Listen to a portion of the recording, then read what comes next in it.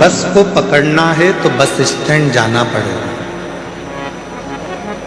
Train को पकड़ना है तो रेलवे स्टेशन बोलो बोलो जाना पड़ेगा, फ्लाइट पकड़ना है तो एयरपोर्ट जाना पड़ेगा, जहाज पकड़ना है तो समुद्र के तट पर जाना पड़ेगा, और भोले बाबा को अगर पकड़ना है तो कुबेरेश्वर धाम आना पड़ेगा।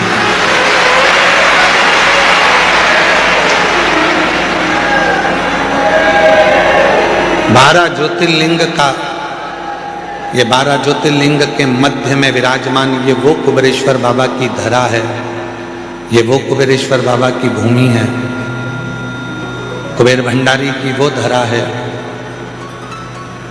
जहां पर आने के बाद में 12 ज्योतिर्लिंग में आप भगवान शिव को जो जल चढ़ाते हो, भगवान शिव का जो दर्शन करते हो, उसका पुण्य फल ये कुबेरेश्वर बाबा की धरा पर नमन कर कर आपको प्राप्त हो जाता है। आपको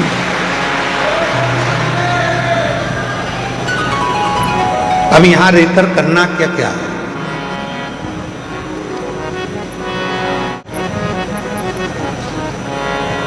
शादी का सीजन चल रहा है, तुम सबके घर पे कम से कम 5-5, 6-6 पत्रिका पड़ी होगी शादी,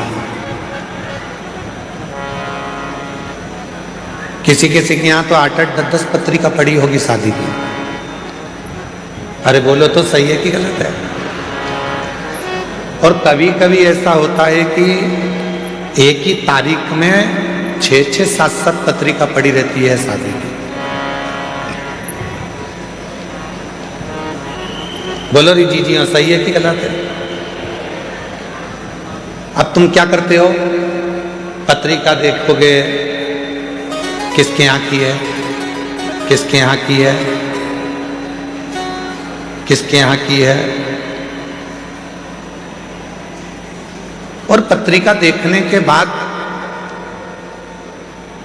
तुम्हारा जिससे ज्यादा प्रेम होगा तुम उसी के घर की शादी में जाओ।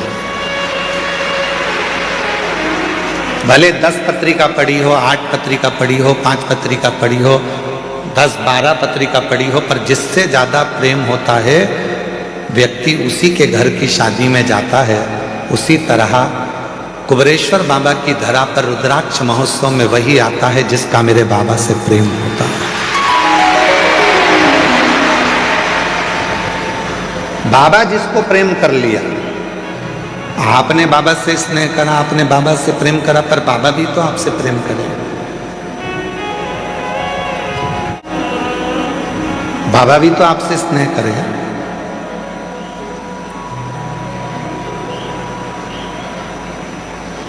तो जितने ये लाखों की संख्या में जो शिव भक्त बैठे हैं, 1 पंडाल, 2 पंडाल, 3 पंडाल, 4 पंडाल, 5 पंडाल, पीछे के 3 पंडाल,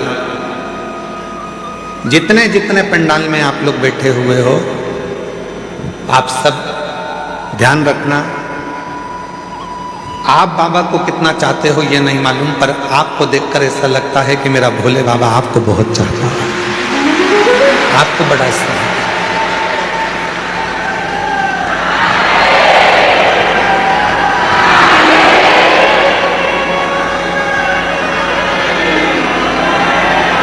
और शंभु शरणे मांगू घड़ी रे दुख काटो दया करीन दर्शन हो। शंभु शरणे मांगू घड़ी दुख काटो दया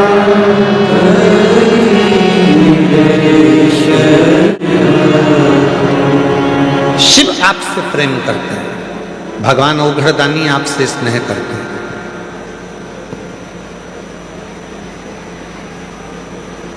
दक्ष प्रजापति के घर में 60 कन्याओं का जन्म हो चुका था।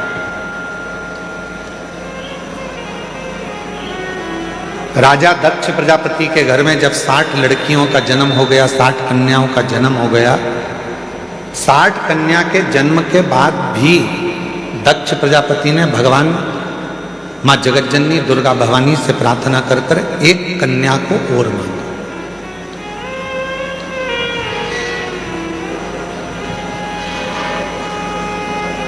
एक कन्या और मांगा।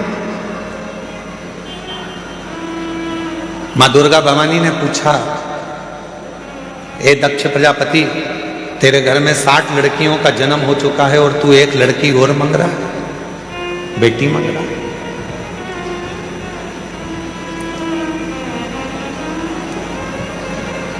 अभी हम कल डबरा की कथा पूरी करके फिर हम छतरपुर के बागेश्वर धाम गए थे। वहाँ पर भाई श्री रमेश भाई जी ओझा जी ने, पूज्य भाई श्री ने एक बड़ी सुंदर बात कही। पूज्य भाई श्री ने कहा, जैसे अपन कहीं दान देते हैं और दान देने के बाद रसीद लेते हैं, कहीं डोनेशन दिया तो डोनेशन के बाद हम जो रसीद लेते हैं उस रसीद को देखकर हम बड़े खुश होते हैं कि हमने दान किया, हमने पुण्य किया। तो पूज्य भाई श्री कह रहे थे,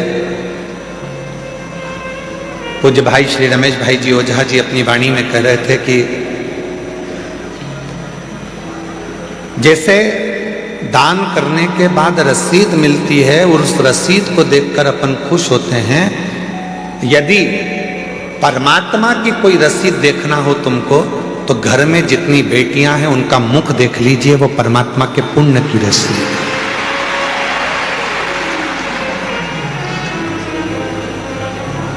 वो परमात्मा के पुण्य की रसीद है।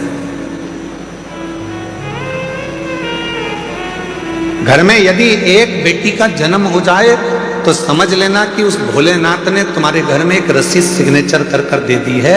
ये रसीद ही कन्यादान करने के बाद तुम्हें पार लगा देगी, वो रसीद।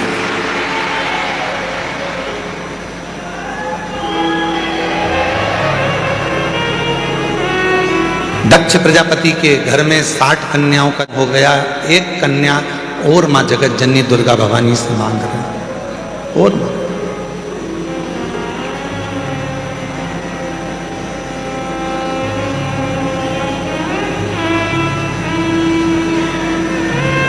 हे मां जगतजननी दुर्गा भवानी, मां हमारे घर में एक लड़की और हो जा, एक बेटी और जन्म ले ले, एक बेटी का जन्म और हो जा।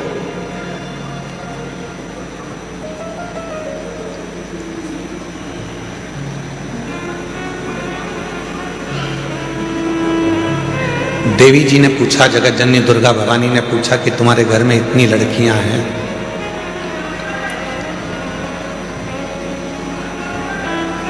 पीछे की आवाज का ध्यान दे, तुम्हारे घर में इतनी बेटियां हैं, तुम्हारे घर में इतनी लड़कियां हैं, तो तुम्हें और लड़की की क्या जरूरत है?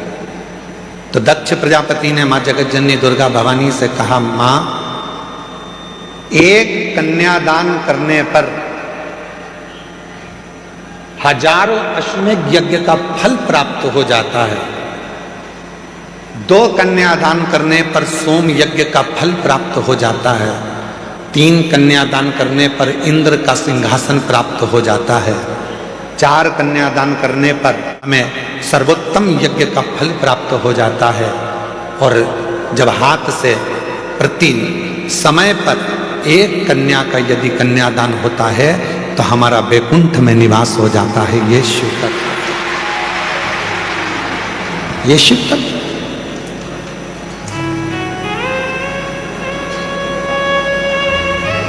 एक बेटी और दे दो। और दक्ष प्रजापति के घर में मां जगतजननी दुर्गा भवानी ने कहा कि बेटी ढूंढने के लिए कहाँ जाऊंगी या बेटी को खोजने के लिए कहाँ जाऊंगी, इसलिए मैं खुद तुम्हारे घर में, मां जगतजननी कहती हैं कि बेटी बनकर तेरे घर में आऊं, स्वयं तेरे घर में आऊं।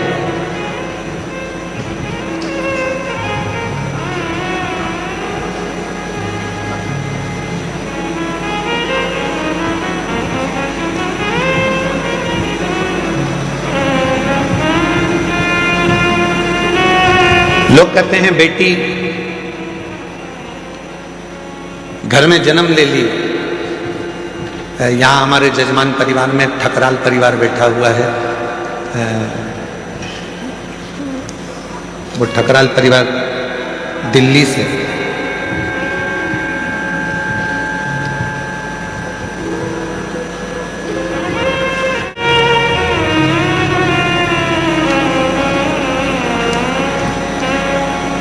इस बेटी से एक हिम्मत लेना चाहिए।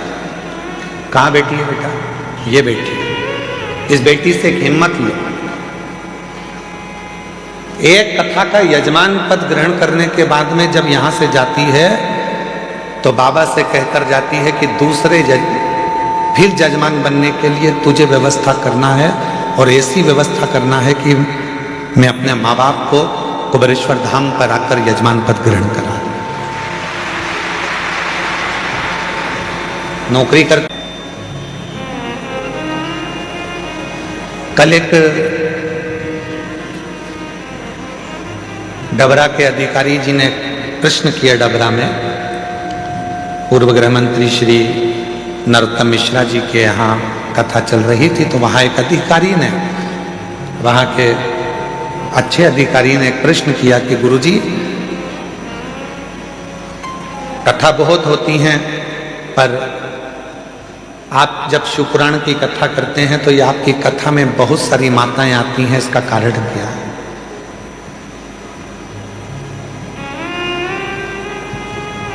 इसका कारण क्या है? हमने कहा इसका केवल एक कारण है, ये हमको सुनने के लिए आती है। ये जब भी कथा के पंडाल में आती हैं तो ये सोचकर आती हैं कि मेरा भोले बाबा कुछ कहने वाला है, शंकर जी कुछ कहने वाले हैं, और शिव जी उस कथा को कहेंगे और मैं उस कथा को सुनूंगी, और जो वाणी निकलेगी वो मेरे लिए कल्याणप्रद हो, वो मेरे लिए।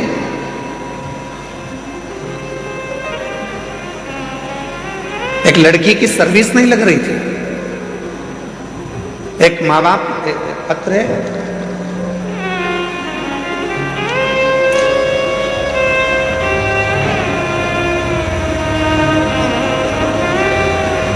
मेरा नाम शंकर महादेव, बावट इकर, मोबाइल नंबर ये है, मलकापुर जिला बुल्ढाना महाराष्ट्र से आए। कहीं बैठे हो तो हाथ हिला सकते हैं। आप ही हैं बाबा जी? मैं आपको नमन करता हूं।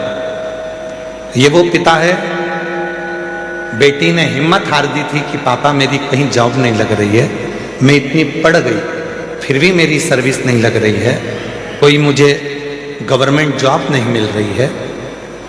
पिता ने अपनी बेटी से कहा कि वो सीहोर वाला बाबा कहता है कि मेहनत को 4 गुना कर, रात दिन एक कर दे, फिर एग्जाम दे।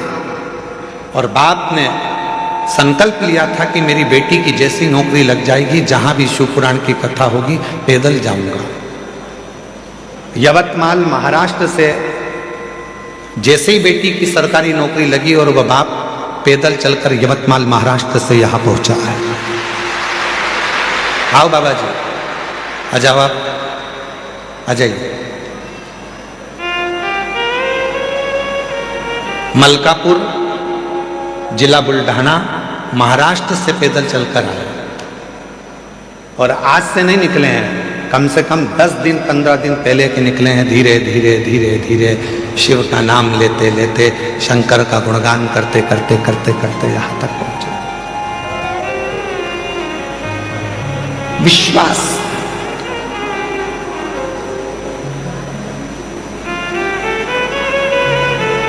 किसको सुनने के लिए आए हो? आप सीहोर वाले बाबा को तो टीवी पर भी सुन लेते हो, सीहोर वाले महाराज को तो, और सीहोर वाला महाराज तो आपसे मिलता तक नहीं है। इसीलिए आप लोग कथा के मंडप में भी आते हो, कुबेरेश्वर धाम पर आरती होती है तो उसमें सम्मिलित हो जाते हो कि किसी ना किसी रूप दृष्टि तो पड़ जाएगी, मिल तो जाएंगे, देख तो लेंगे। और दया की ना होती जो आदत तुम्हारी, तो सुनी ही रहती अदालत तुम्हारी। जो गरीबों के दिल में दया तुम ना पाते, तो किस दिल में होती इबादत तुम्हारी। ये तो उसकी कृपा है, ये उसकी करुणा है, ये उसकी दया है।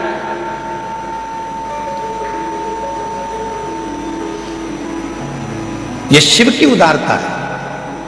एक बेटी तुम्हारे घर में यदि है और उस परमात्मा से कहना, और फिर निवेदन करूं मेरी जीजियों, बेटे के जन्मदिन पर तुम फटाके फोड़ो चाहे ना फोड़ो, बेटे के जन्मदिन पर तुम नगाड़े बजाओ चाहे ना बजाओ, पर बेटी तुम्हारे घर में जन्म ले तो उस दिन खूब खुशियां मनाना कि मेरे घर में मेरे परमात्मा ने एक बेटी को भेज दिया।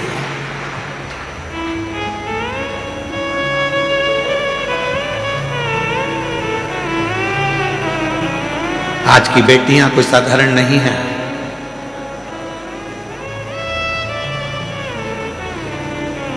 जो भारत की भूमि के लिए तत्पर आगे बढ़कर मिसाइलों को दागती है, और भारत की एक बेटी पूरे पाकिस्तान को हिलाकर आ जाती है, ये वो भारत की भूमि है। ये वो भारत की भूमि है जिस भारत की भूमि पर बेटियों का सम्मान है, जिस भारत की भूमि पर बेटियों का आदर है, जिस भारत की भूमि पर बेटी को कन्या रूपी रतन कहा जाता है, जिस भारत की भूमि पर बेटी को हमारे यहाँ एक माणिक रतन कहा जाता है, जिस भारत की भूमि पर बेटी को सम्मानता का भाव दिया जाता है, ये वो भारत की भूमि है।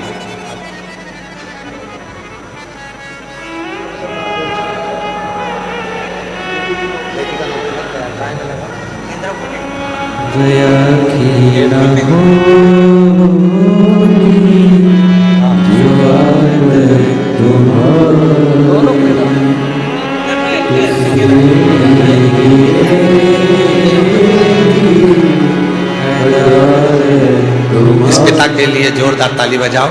बेटी का जॉब लगा तो यवतमाल महाराष्ट्र से पैदल चलता चलते कुबेरेश्वर धाम।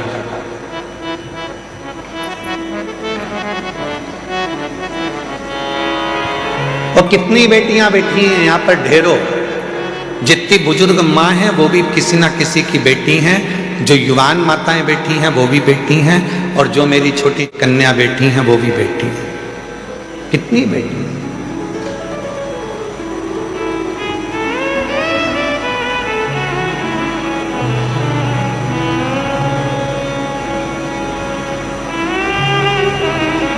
अभी भोपाल में एक सम्मेलन था, उस सम्मेलन में हम गए थे, तो उसमें हमसे पूछा गया कि आप राष्ट्र को अगर उज्जवल देखना चाहते हैं तो क्या देखना चाहते हैं?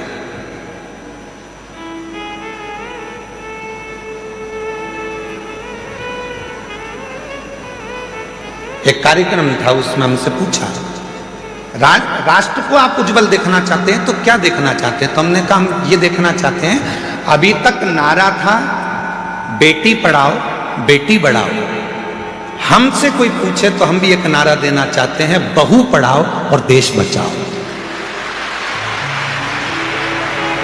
कोई हमसे पूछे तो एक नारा हम भी देंगे कि जैसे तुम बेटी को पढ़ा रहे हो, जैसे बेटी के लिए तुम अपनी जान दे रहे हो, वैसे बहू को भी अपने घर में आने के बाद उसकी इच्छा पूछो, बेटा पढ़ना है, आगे बढ़ना है, तुझे कुछ करना है। जैसे बेटी के लिए हम तत्पर हैं, वैसे बहू के लिए भी तत्पर। बहू के लिए, वो भी तो बेटी है हमारी। एक सुंदर चरित्र है अशोक सुंदरी का। अशोक सुंदरी जी की उम्र थी 9 वर्ष। भगवान शंकर मां पार्वती की सुपुत्री अशोक सुंदरी 9 वर्ष की थी। काशी में भ्रमण कर रही थी क्योंकि काशी उनको प्रिय था।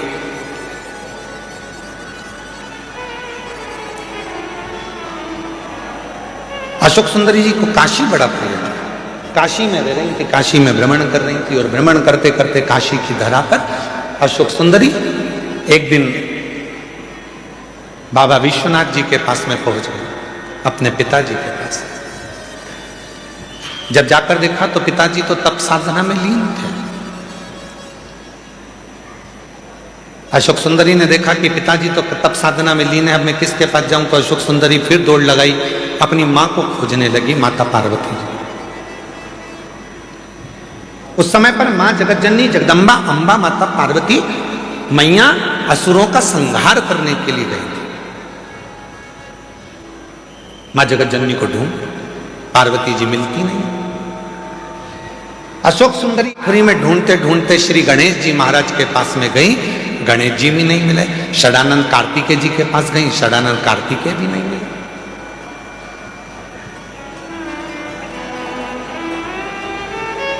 बहुत ढूंढा अशोक सुंदरी जी ने, ना पिताजी मिल रहे हैं, ना मां मिल रही है, ना गणेश जी मिल रहे हैं, ना कार्तिकेय जी मिल रहे हैं। आखिरी में अशोक सुंदरी एक स्थान पर एक वृक्ष के नीचे बैठ गए मौन होकर। और जो बात हमने आपसे पहले भी कही, आज फिर कहते हैं, जब तुम्हारे मन में अशांति उत्पन्न हो, जब तुम्हारे मन के अंदर बहुत ज्यादा टेंशन हो, अशांति हो, चिंता हो, डिप्रेशन हो, कहीं मत जाओ, एक किसी वृक्ष के नीचे कुछ देर के लिए। ये प्रकृति ने जो हमको वृक्ष दिए हैं, ये हमारे डिप्रेशन को, हमारी अशांति को शांत करने के लिए दिए। किसी वृक्ष के नीचे 10 मिनट के लिए मौन होकर बैठ जाओ और बाबा के ओम नाद का स्मरण करिए। ओम नाद का स्मरण।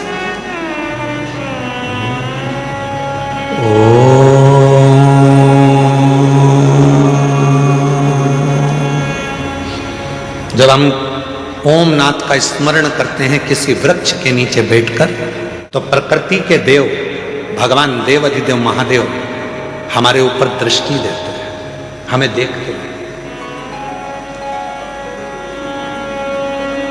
शिव महापुराण की कथा में लिखा है, गर्ग संहिता में लिखा है, पद्म पुराण में लिखा है, नर्मदा पुराण में लिखा है, स्कंद पुराण के रेवा खंड में लिखा है, जो पुण्य नदी के तट पर भजन करने में मिलता है, जो पुण्य तीर्थ में जाकर भजन करने में मिलता है, जो पुण्य घर से बाहर निकलकर भजन करने में मिलता है, वो पुण्य एक वृक्ष के नीचे बैठकर ओम का नाद करने से तुरंत प्राप्त हो जाएगा।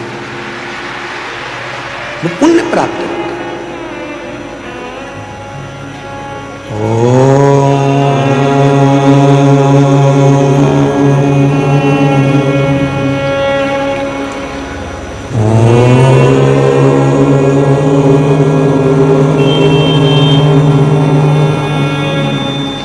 एक नाद शिव से मिलने का।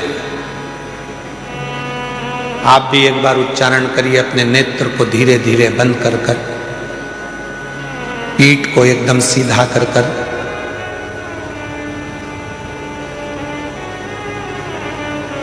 दोनों भुकुटियों का स्मरण मध्य बिंदु में कर कर इस ओम को लंबी गूंज के साथ अपने मुख से उच्चारण करिए।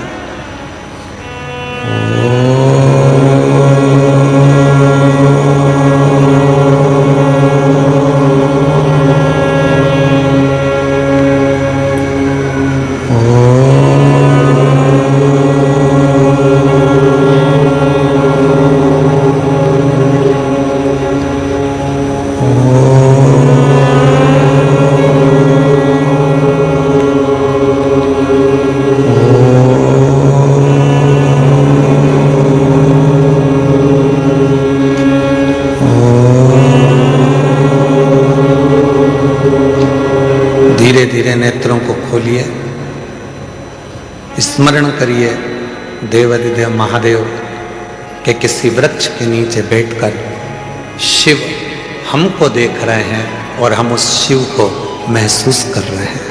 ऐसा लग रहा है कि हमारे पास में हमारा देवाधिदेव महादेव कुबेर भंडारी स्वयं आकर खड़ा हुआ है। वो नाद है, वो अशोक सुंदरी ने ओम का उच्चारण करा, अशोक सुंदरी ने नाद किया ओम का। शिव पुराण की विद्येश्वर संहिता कहती है, स्कंद पुराण का रेवा खंड कहता है, किसी वृक्ष के नीचे बैठकर जब हम लंबी श्वास लेकर ओम का उच्चारण करते हैं तो महादेव हमको देखते जरूर हैं। और वही हुआ जैसे ही अशोक सुंदरी ने काशी बैठकर ओम नाथ करना प्रारंभ करा, शिव जी की दृष्टि पड़ी तो इतने में भगवान शंकर तो तप में लीन थे और अशोक सुंदरी उनको महसूस कर रही है कि मेरे पिता आए।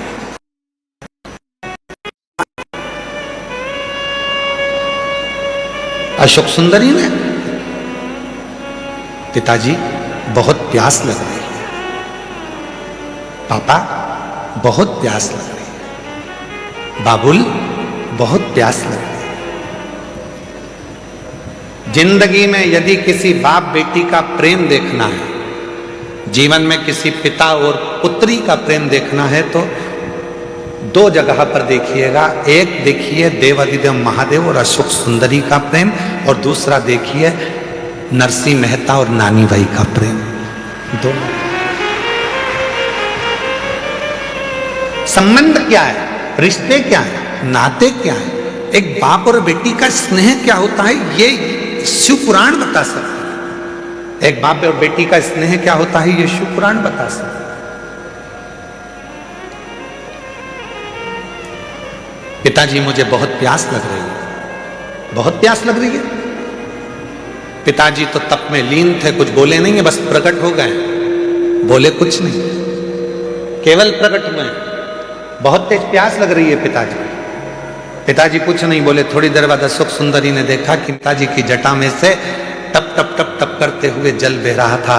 अशोक सुंदरी को लगा कि गंगा मैया सिर पे है तो वो पानी बहा रही है, मैं क्यों ना इस जल को पी लूं। और तुरंत अशोक सुंदरी ने पिताजी के कंधे पर जाकर लिपट गई और लिपट कर अशोक सुंदरी ने अपने मुख को ऊंचा करा और शिव जी की जटा से, भगवान शंकर की जटा से जो बूंद बूंद जल टपक रहा था उसको अशोक सुंदरी ने पीना प्रारंभ कर दिया।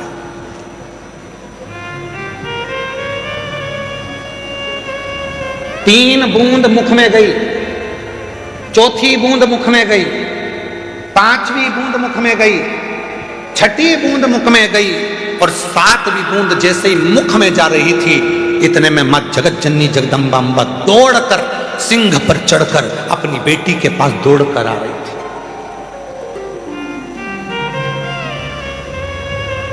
जगत जननी जगदम्बा अम्बा दौड़कर, सुंदरी सुंदरी सुंदरी सुंदरी अशोक सुंदरी सुंदरी सुंदरी, क्या बोले। शिवजी ने देखा कि पार्वती जी इतनी जल्दीबाजी में कहां से आ गई, तो पार्वती जी को देखकर शंकर भगवान तुरंत पूछा, क्या हो गया पार्वती, जो तुम इतनी चिल्लाती चिल्लाती अशोक सुंदरी सुंदरी सुंदरी अशोक सुंदरी सुंदरी सुंदरी अशोक सुंदरी करती हुई आ रही हो, क्या हुआ। अरे वो अशोक सुंदरी तुम्हारे पीछे बैठी है, उसको प्यास लग रही थी, पानी नहीं मिला तो वो तुम्हारे शीश से जो बूंद बूंद जल टपक रहा है ना उसको पी रही है।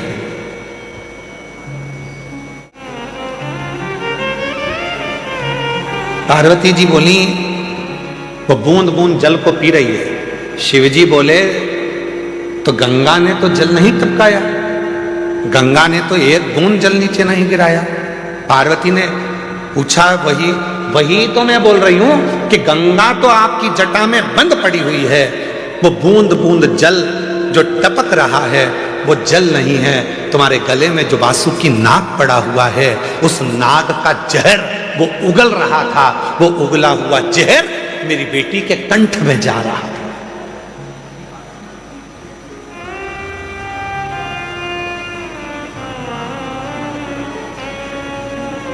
वो वासुकी नाग का उगला हुआ जहर मेरी बेटी के कंठ में जा रहा है, इसलिए मैं अपनी बेटी को बचाने आई हूं। शंकर भगवान बहुत तेज मुस्कुराए, हंस दिया। शिवजी ने कहा, पार्वती तुम मुझे जान नहीं पाई। सुन लेना दुनिया के लोगों, जो शिवजी पे चढ़े हुए जल का पानी पीने के लिए मना करते हैं, जल पीने का मना करते हैं, उनके लिए कथा प्रेरणा है। लोग कहते हैं शिवजी पे चढ़ा हुआ जल नहीं पीना चाहिए, वो कथा को ध्यान से सुनना। रुद्राक्ष महोत्सव 2026 के प्रथम दिवस की कथा को अपने चित्त में बिठाना। शिवजी हंसे, पार्वती से कहा, पार्वती तू मुझे अभी तक समझ नहीं पाई है। पार्वती ने पूछा, क्यों, तूने क्या कहा। मेरे जटा से बाल में से पानी टपक रहा था और अशोक सुंदरी पी रही थी, और वासुकी नाग ने जहर उगला था, वो जहर अशोक सुंदरी के मुख में चला गया था। अरे पार्वती तो मुझे समझ नहीं पाई है। पार्वती, अगर जहर भी मुझ पर चढ़ जाता है तो वो भी अमृत बन जाता है, तो कब समझेगी?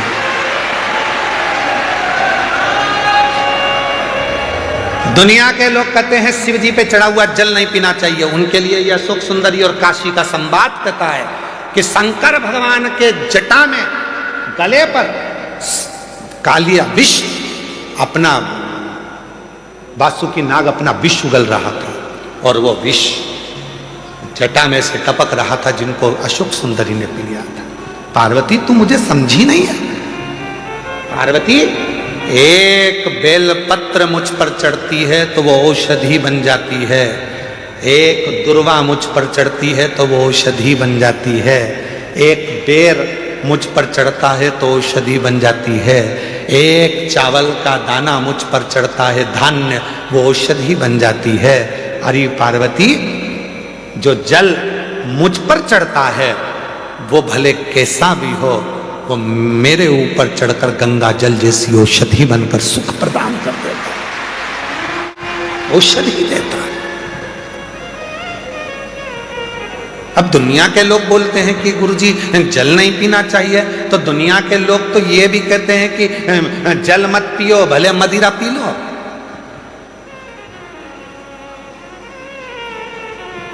दुनिया के लोग तो बड़े बड़े अच्छे अच्छे हीरो भी गुटखे का प्रचार कर रहे हैं, खा लो गुटखा। दुनिया के लोग तो गलत गलत प्रचार कर रहे हैं, कर लो गलत काम। नहीं,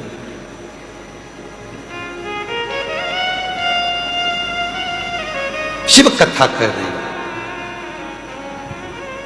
भगवान देव अधिदेव महादेव पर। हम तो यहां तक कहेंगे, डबरा की कथा में कहा था, आज फिर कह रहे हैं।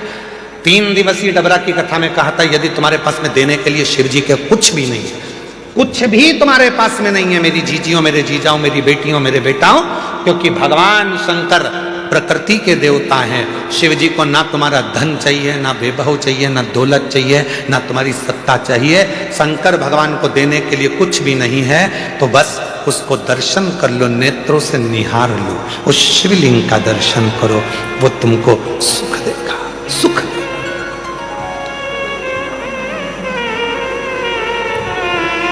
जब हम रात्रि को यहां पर पहुंचे, तो रात्रि में यहां पर आए तो एक माता पर्ची लिख के दरवाजे में सरका दी,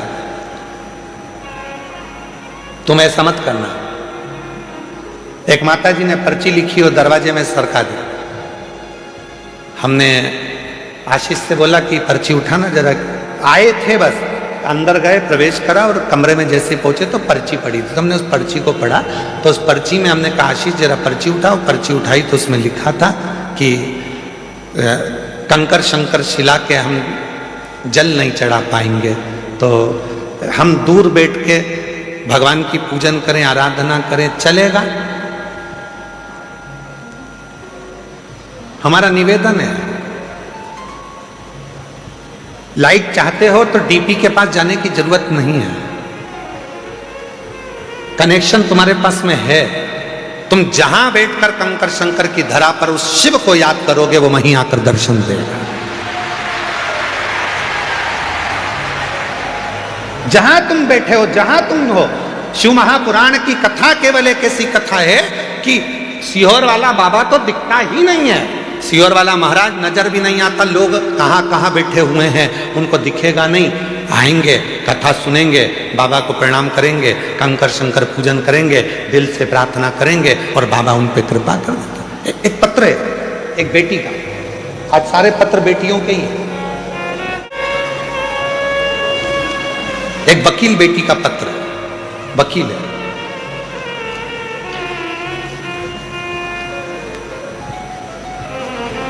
मैं सरोज परिहार जोधपुर राजस्थान से आई हूं। कहीं बैठी हो सरोज जी परिहार? आप ही हैं? ऐसा हाथ हिला दो एक बार वापिस जी। आ जाइए, बेलपत्र लेकर जाइए। मैं सरोज परिहार जोधपुर राजस्थान की निवासी हूं। मेरा मोबाइल नंबर ये है मैं और मेरी ननंद बाईसा आपकी कथा वर्ष 2019 से सुन रही हैं। हम दोनों पिछले 5 सालों से लगातार रुद्राक्ष अभिषेक में यहाँ रुद्राक्ष महोत्सव में आते हैं। ऐसा कोई साल नहीं गया जिस साल मुझे मेरे भोलेनाथ ने नहीं दिया। रुद्राक्ष महोत्सव कर कर जाती हूँ और 3 से 4 महीने में बाबा मुझे कुछ ना कुछ देता जरूर है। 5 साल से रुद्राक्ष महोत्सव में आ रही हूँ, 5 साल से लगातार रुद्राक्ष महोत्सव अटेंड करती हूँ, सुनती हूँ। गुरुजी, आपकी कथा बहुत दूर दूर होती है, सीहोर हमारे नज़दीक पड़ जाता है। हम लोगों के भाग्य हैं जो साल में 2 कथा गुरु पूर्णिमा की और रुद्राक्ष महोत्सव की मिल जाती है, तो हमारे तो पंडाल की कथा पूरी हो जाती है। गुरुदेव, मेरी 2 बेटियां हैं। छोटी बेटी, बड़ी बेटी का साथ में विवाह हुआ दोनों का, छोटी का भी बड़ी का, पर छोटी बेटी का ससुराल नहीं होने की वजह से उसको तलाक हो गया। उन लोगों ने बेटी के बारे में गलत गलत उठाना चालू करा कि इसकी बच्चेदानी नहीं है, बच्चादानी खराब है, बच्चादानी है ही नहीं। ऐसी अफवाह उड़ाई कि बेटी दिन भर रोती थी। गुरुदेव, 2018 में मेरी बेटी की शादी दूसरी करा दी। मेरी बेटी वकील थी, पर प्राइवेट, सरकारी नहीं। 2018 में शादी हुई और बेटी ने कहा, माँ, डॉक्टर के हिसाब से ऐसा लगता है कि मैं माँ नहीं बन सकती, क्या करूं? मैं अपनी बेटी को लेकर यहां आ गया और कथा सुनवाई बेटी को। कथा सुनने के बाद जब बेटी पहली बार यहां से गई, उसका गर्भ ठहर गया, पर ना जाने ऐसा क्या हुआ कि बेटी का जो बच्चा हुआ वो शांत हो गया। बेटी फिर टूट गई। मेरे से कहा, माँ, मैं वापिस अभी नहीं जाऊंगी क्योंकि मेरा मन बड़ा दुखी है। तो मैंने अपनी बेटी से कहा, उसने तुझे पुत्र दिया था, उसने ले लिया, क्यों चिंता करती है, चल कथा में। बेटी को वापिस कथा में लेकर आई और बाबा की ऐसी कृपा हुई कि बेटी जब दूसरी बार कथा आई तो वो सरकारी वकील बन गई। सरकारी वकील बन गई। तीसरी बार फिर कथा में आई तो उसका खुद का मकान बन गया और बाबा की ऐसी कृपा हुई, तीसरी बार कथा में आई तो बाबा की कृपा से उसका वापिस बाबा ने पुत्र दे दिया। ये शिव की। गुरुदेव, दुनिया के लोग इतना ताना देते थे कि दुनिया के लोगों का मुंह बंद कर दिया मेरे भोले बाबा। दुनिया के लोगों का मुंह बंद। शिव कथा करती है।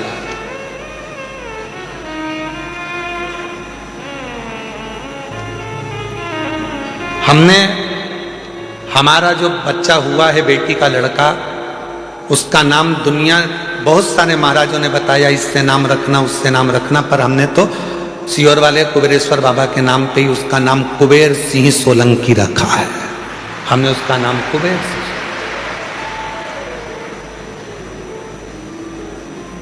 इसमें एक लाइन माता ने लिखी कि मेरी बेटी इतनी टूट गई थी, वकील होकर इतनी टूट गई थी कि वो अपने शरीर को नहीं रखना चाहती थी, इतनी टूट गई। हिम्मत दी शिव ने, सीहोर वाले महाराज ने नहीं। और फिर निवेदन है, तुम सीहोर वाले महाराज के चक्कर में पड़ना भी मत, बिल्कुल भी। तुम चक्कर में पड़ना वो कुबेरेश्वर बाबा के, तुम चक्कर में पड़ना वो काल अधिपति महाकाल के, तुम चक्कर में पड़ना वो विश्वनाथ के, हमारे में। तुम्हारे चक्कर में हम बाहर नहीं निकल पाते हैं। कहा है सोमानी जी, सही है कि तुम सबके चक्कर में हम बाहर नहीं निकल पाते। कभी मन भी करता है कि इतना बड़ा मेला लगा हुआ है, इतनी बड़ी मेला चल रहा है, चलो थोड़ी देर भोजनशाला चलकर देख लें, सबसे मिल लें। वो मिलना तो गया, तुम्हारी भोजन की थाली रख रख के तुम सब वहाँ इकट्ठे हो जाते हो और हमको डर लगने लगता है कि कहीं तुमको तकलीफ ना हो जाए।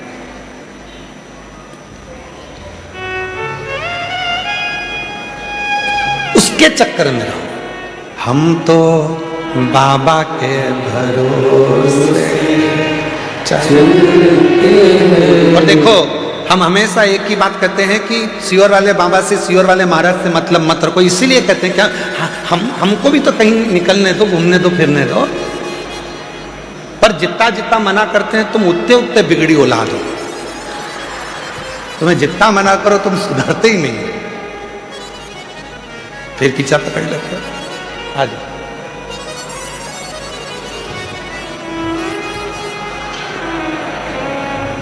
बाबा ने हमको चलना सिखाया, बाबा ने हम। रोते नहीं, रोते नहीं, रोते नहीं, आंसू पोछो, रोते नहीं, आंसू पोछो, रोते आंसू पोछो। अच्छा, खुश होकर जा, बाबा ने सब सुन लिया ना, साथ दे दिया, क्या सोचना। ये बेटी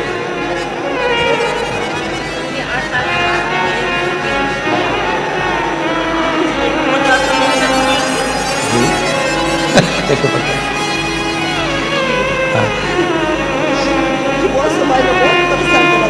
पहले आंसू पोछो, आंसू पोछो। अच्छा, खुश होके जाओ, बाबा ने सब दे दिया ना, अब क्या सोचना उसको।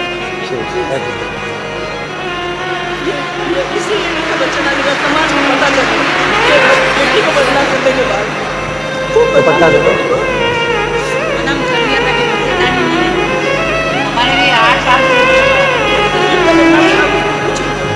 शिव कृपा। जी कह रही हैं कि बेटी को ऐसा कह दिया था कि बच्चेदानी नहीं, बच्चेदानी नहीं, तो पूरी समाज में बात फैल गई, उससे कोई शादी ना करे। आखिरी में उसने सोच लिया था कि शरीर नहीं रखूंगी। तब वो बहन अपनी बेटी को लेकर एक रुद्राक्ष उत्सव में यहाँ आ गई। बेटी कथा सुनी, बेटी की शादी हो चुकी थी। वहां पर भी उसको सम्मान नहीं मिल पा रहा था कि संतान ने बाबा ने दे दी।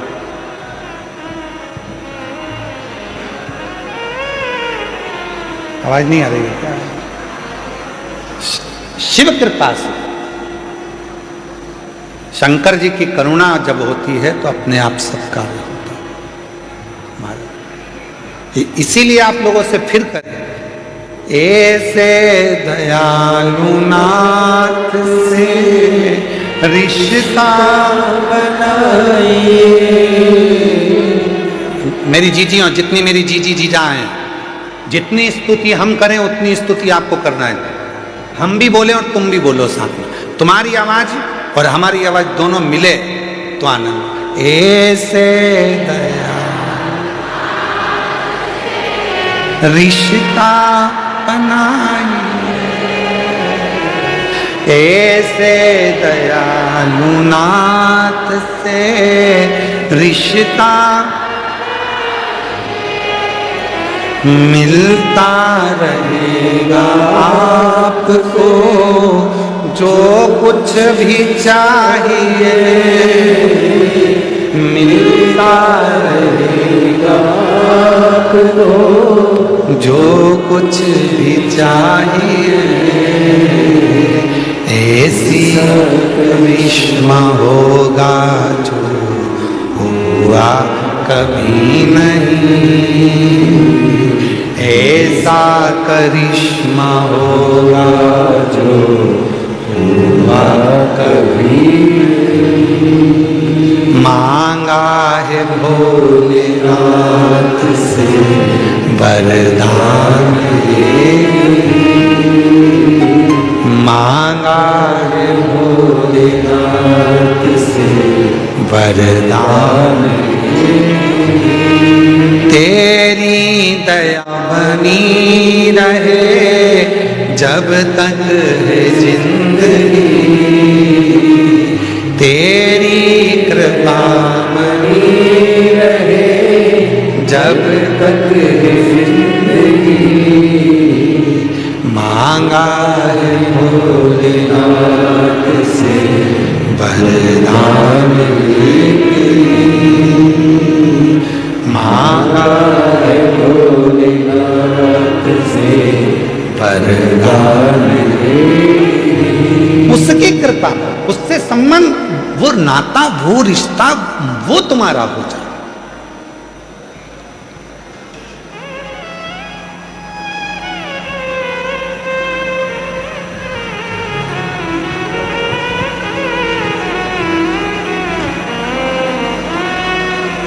तीन चीजें हैं, हो सकता है लोगों को बुरा लग जाए। बोल रहे हैं, जम के तो बोलो, संभाल लोगे? ठीक है।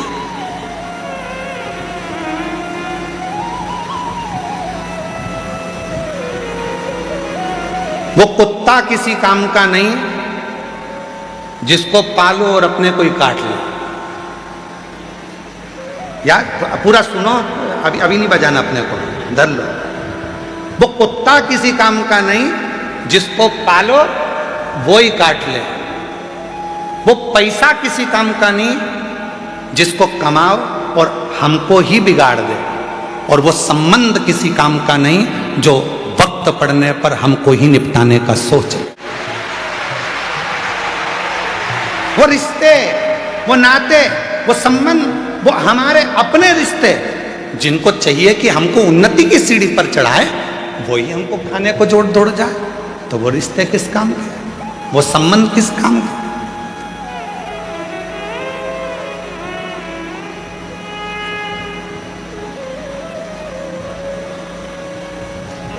हमारे देवर जी तो बहुत अच्छे हैं, पर हमारी देवरानी ने हमारे देवर को कब्जे में करके रखा, रिश्ते खत्म कर दिए।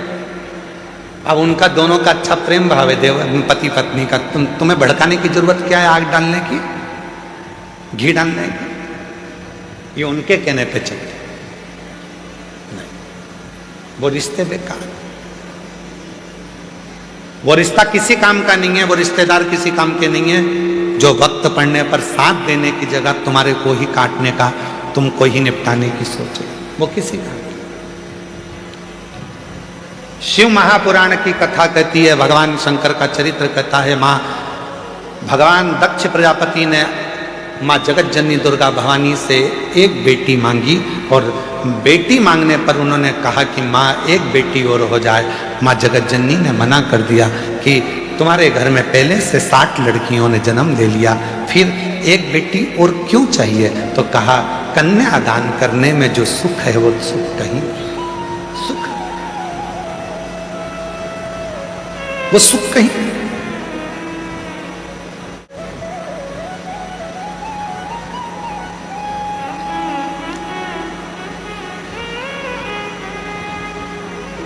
जगत जननी जगदम्बा अम्मा ने कहा कि मैं स्वयं तुम्हारे घर में बेटी बनकर जन्म आई। मां जगत जननी दुर्गा भवानी खुद बेटी बनकर आई और प्रसूति के गर्भ से एक कन्या ने जन्म लिया जिसका नाम सती है।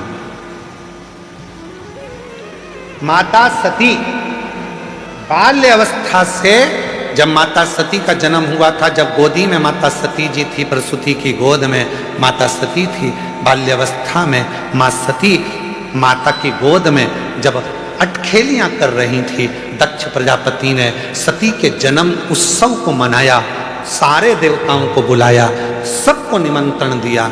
शिव जी के पास में भी निमंत्रण गया, शंकर जी के पास।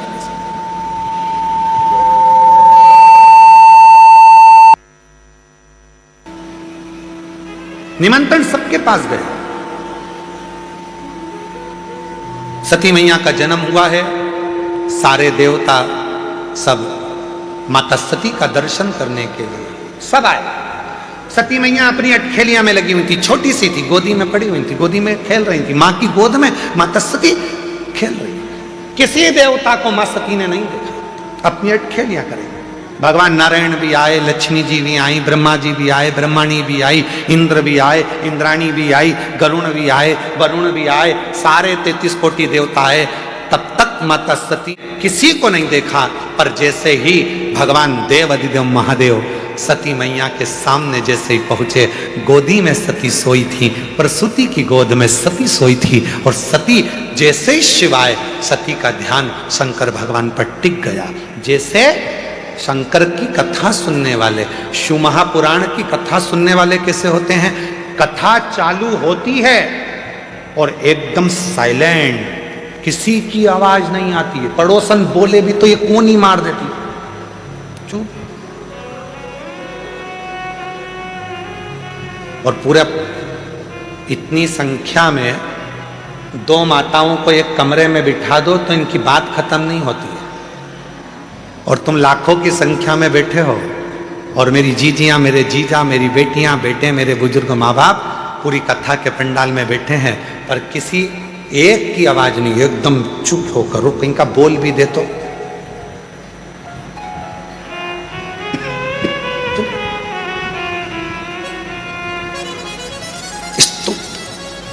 जैसे सती मैया भगवान देवाधिदेव महादेव को देखकर एकदम स्तुप्त हो गए, कुछ नहीं कर रही, ना पांव हिलाए ना हाथ हिलाए, शिव को देख रही, केवल शिव।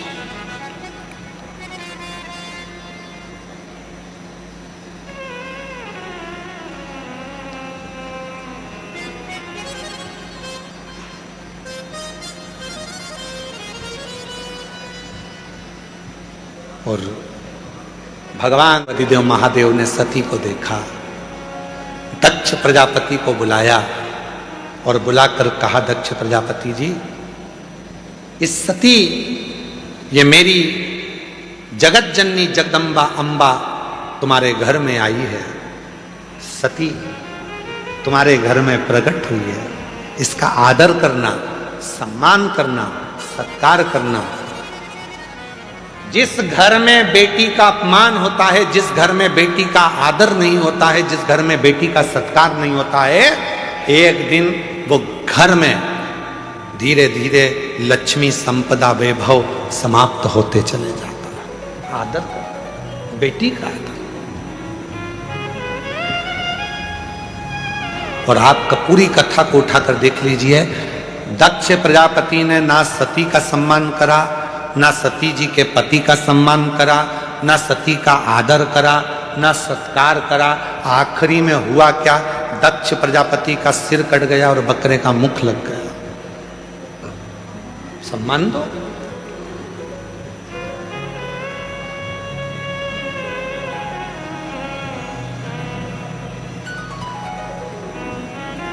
एक हमारे यहां पुरानी कहावत है, बहन बेटी आती है, अभी अभी तो भगवान ने सबको संपदा दी है, धन दिया है, तो लोग साड़ी दे देते हैं। पहले कहते थे बहन बेटी आई ब्लाउज का टुकड़ा दे दो। क्या दे दो? अरे तो बोलो ब्लाउज का टुकड़ा। ऐसा घड़ी बना हुआ रहता था ऐसा, और 60, 70, 80 रुपए में मिल जाता था। ऐसा अच्छा बढ़िया पन्नी में धरा धराया। तो माता इतनी चतुर होती थी, उसमें टीकी का पत्ता रख के और 2 चूड़ी रख के और ऐसा उसको बढ़िया जमा जमू के और उसको बहन बेटी को दे दे, ब्लाउज का टुकड़ा दे। क्यों? दक्ष प्रजापति अपने राजसभा में, अपनी सभा के अंदर सती को एक जमीन का टुकड़ा नहीं दिया था बैठने के लिए, तो वो दक्ष प्रजापति का घर भी गया और शीश भी गया। अगर वो एक टुकड़ा दे देते तो दक्ष प्रजापति का ना शीश कटता, ना दक्ष प्रजापति का घर जाता। इसलिए बहन बेटी को एक टुकड़ा ब्लाउज का देकर बहन बेटी का आशीर्वाद प्राप्त कर लिया जाता है, जिससे घर अच्छा है। एक टुकड़ा बहुत। 2 शब्द हैं, जरा ध्यान से सुनिएगा। एक होता है चरण में रहना और एक होता है शरण में रहना। 2 शब्द हैं, एक है चरण में रहना और एक है शरण में रहना। मंदिर में जाते हो, तुम्हारे घर के मंदिर में भगवान को दिया लगाते हो, पूजन करते हो, अगरबत्ती लगाते हो, धूप बत्ती लगाते हो, प्रणाम करते हो, मतलब तुम भगवान शरण में हो। कहां पर हो? जम के बोले जरा। चरण, इसको कहते हैं चरण में रहना। अब शरण में रहना किसको कहते हैं? मंदिर में जाकर प्रणाम कर कर, दिया लगाकर, बत्ती लगाकर, अगरबत्ती लगाकर, नमन कर कर, दिया बत्ती नी भी करी, बस भगवान के मंदिर के सामने चले गए और भगवान के मंदिर के सामने जाकर फिर तुम अपनी नौकरी पे, अपनी सर्विस में, अपनी दुकान पर, अपने व्यापार में तुम चले गए। मतलब दिन भर, जब तक दूसरे दिन तक तुम भगवान के सामने नहीं पहुंचते, तब तक भगवान की शरण में तुम बने हुए हो। कहीं पर भी चले, कहीं पर। हमारा एक नियम है, हम जब भी कहीं कथा करने के लिए जाते हैं तो यहाँ बाबा के साष्टांग दंडवत करके बाहर तो हम ज्यादा निकलते नहीं है तुम्हारे चक्कर में, क्योंकि हम दंडवत करें तुम हमारे ऊपर दंडवत कर दो। तो दरवाजा लगा रहता है और हम वहीं से दंडवत करके और वहां की धूल को, मिट्टी को शरीर से अच्छा मल के लगाकर और कथा करने के लिए चले जाते हैं। क्यों कि बाबा हम जब यहां से जाएं, जब तक आए तेरी शरण में रहे। और आप तो किस्मत वाले हो, चरण में भी तुम हो और शरण में भी तुम हो, दोनों तुम हो। आज बाबा के चरणों में भी बैठे हो और शरण में भी बैठे हो। ये शिव की बात है, ये शंकर की।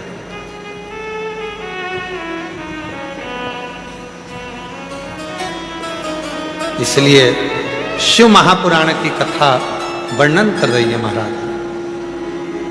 कुबेर भंडारी से मिलना बड़ा जरूरी, वो सीहोर वाले से मिलना बड़ा जरूरी, मिलना बड़ा जरूरी, हाँ मिलना बड़ा जरूरी, मिलना बड़ा जरूरी, ओ मिलना बड़ा जरूरी। कुबेर भंडारी से मिलना बड़ा जरूरी, वो काशी वाले से मिलना बड़ा जरूरी, वो काशी वाले से मिलना बड़ा जरूरी, वो काशी वाले से मिलना बड़ा जरूरी, मिलना बड़ा जरूरी, ओ मिलना बड़ा जरूरी, ओ मिलना बड़ा जरूरी, ओ मिलना बड़ा जरूरी, ओ सीहोर वाले से मिलना बड़ा जरूरी, ओ सीहोर वाले से मिलना बड़ा जरूरी, वो काशी वाले से मिलना बड़ा जरूरी, वो उज्जैन वाले से मिलना बड़ा जरूरी।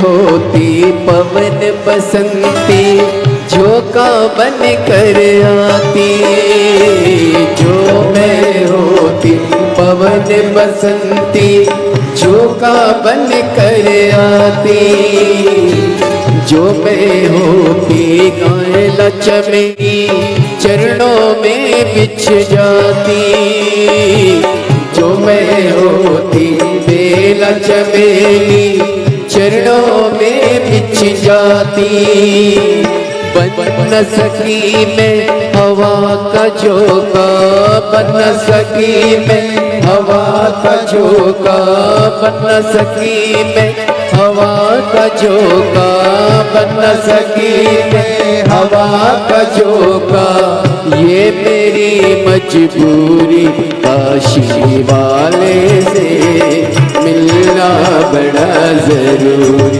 काशी वाले से मिलना बड़ा जरूरी, डमरू वाले से मिलना बड़ा जरूरी, डमरू वाले से मिलना बड़ा जरूरी, ओ मिलना बड़ा जरूरी, मिलना बड़ा जरूरी, ओ मिलना बड़ा जरूरी, मिलना बड़ा जरूरी, काशी वाले से मिलना बड़ा जरूरी, काशी वाले से मिलना बड़ा जरूरी।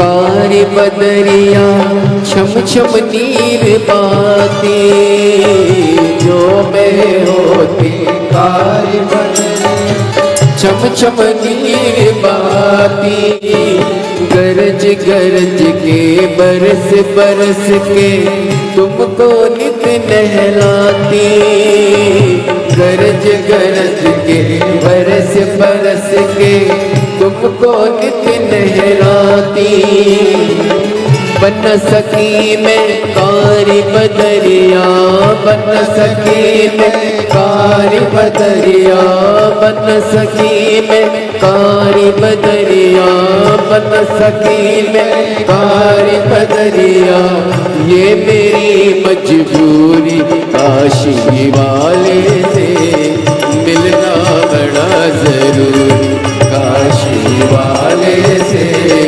मिलना बड़ा जरूरी, सीहोर वाले से मिलना बड़ा जरूरी, सीहोर वाले से मिलना बड़ा जरूरी, ओ मिलना बड़ा जरूरी, मिलना बड़ा जरूरी, मिलना बड़ा जरूरी, ओ मिलना बड़ा जरूरी, डमरू वाले से मिलना बड़ा जरूरी, डमरू वाले से मिलना बड़ा जरूरी।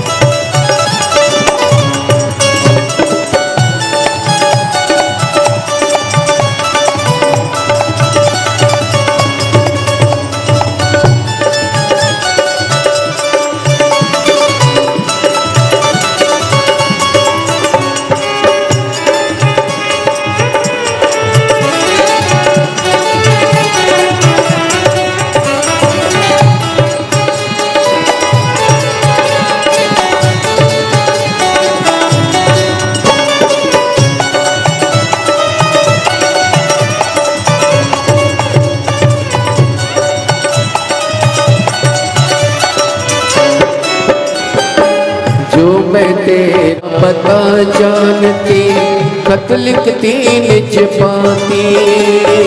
जो मैं तेरा पता जानती, खत लिखती निज पाती।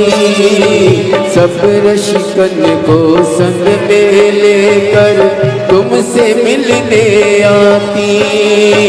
सब रसिकन को संग में लेकर तुमसे मिलने आती। पता तेरा मेरे पास नहीं है, पता तेरा मेरा पास नहीं है, पता मेरा तेरे पास नहीं है, पता मेरा तेरे पास नहीं है। ये मेरी मजबूरी वाले से मिलना बड़ा जरूरी, वाले से मिलना बड़ा जरूरी। मेरे भंडारी से मिलना बड़ा जरूरी, सीहोर वाले से मिलना बड़ा जरूरी। ओ भोले बाबा से मिलना बड़ा जरूरी, ओ शंभो बाबा से मिलना बड़ा जरूरी। ओ भोले बाबा से मिलना बड़ा जरूरी, ओ शंभो बाबा से मिलना बड़ा जरूरी। आरे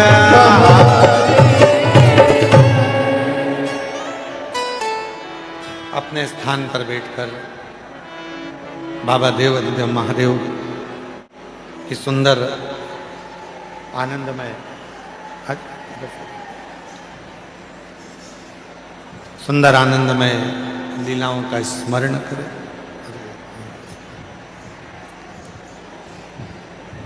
जहाँ जगह मिले वहाँ बैठकर भगवान शिव से प्रार्थना करें, विनय करें, निवेदन करें, विनती करें। बाबा को अपने मन का भाव कहें, प्रार्थना करें।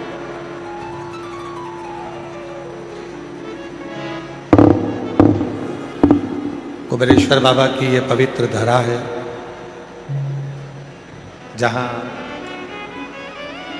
बैठकर देवादिदेव महादेव से अपने मन का भाव करें, दिल से प्रार्थना करें, विनय करें, निवेदन करें।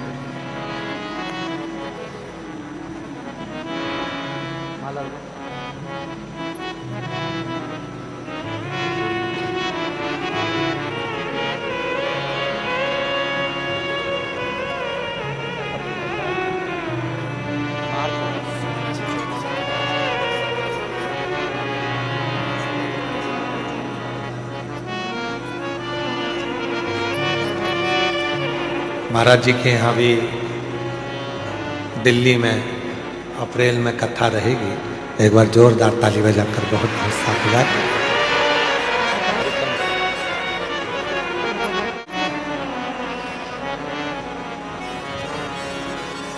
शिव तत्व बाबा देवादिदेव महादेव से अपने मन का भाव दिल से प्रार्थना करिए, विनय करिए, निवेदन करिए। जिस भूमि पर आने के लिए दुनिया तरसती है, ऐसी पवित्र कुबेरेश्वर धाम की धरा, जहां बाबा से प्रार्थना करने का सौभाग्य आप और हमको मिला है।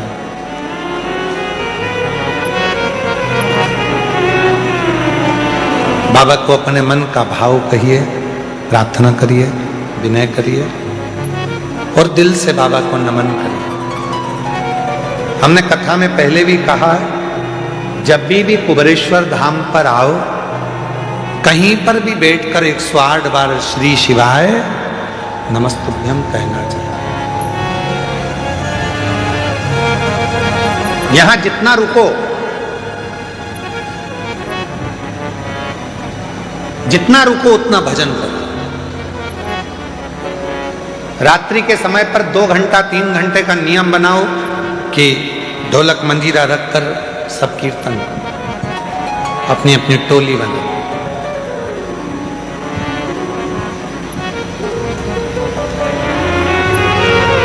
भगवत नाम का जप करो। मौका मिला है, बाबा को अपने मन का भाव कहेंगे, प्रार्थना करेंगे, निवेदन करेंगे, विनती करेंगे, बाबा को अपने मन की भाव दशा कहेंगे। साथ में बोलिएगा, प्रार्थना करिएगा, निवेदन करिएगा।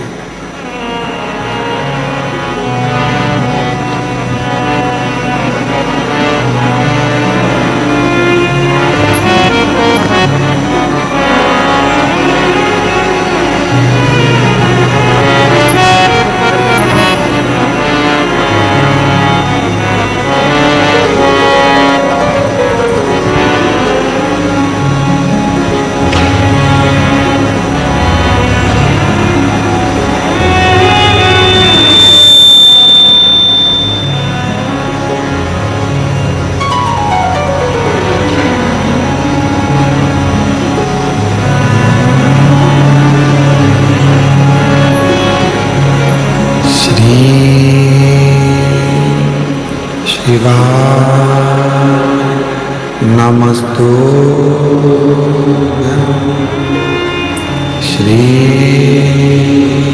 शिवाय नमस्तुभ्यं श्री शिवाय नमस्तुभ्यं श्री शिवाय नमस्तुभ्यं श्री शिवाय नमस्तुभ्यं भोला सब दुख काटो ओ भोला सब दुख काटो शिव शंकर जपो तेरी माला भोले बाबा जपो तेरी माला भोला सब दुख काटो ओ भोला सब दुख काटो वेश है मंगलकारी वेश है मंगलकारी शमशान वासिया शमशान वासिया ओ भोला सब दुख काटो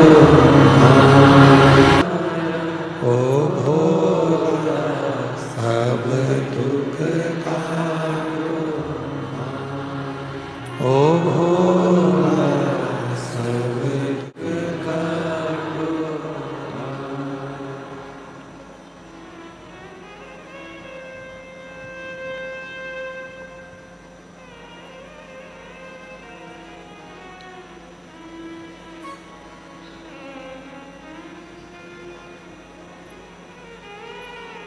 बाबा देवाधिदेव महादेव भगवान शिव ओगरदानी त्रिकालदर्शी कैलाशी विनाशी भगवान शिव की पवित्र कथा कर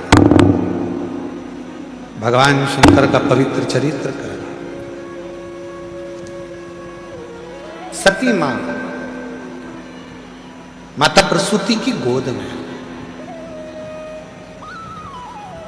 शिव सती को देख रहे हैं और सती मैया एक टकटकी लगाकर शिव को देख रहे हैं।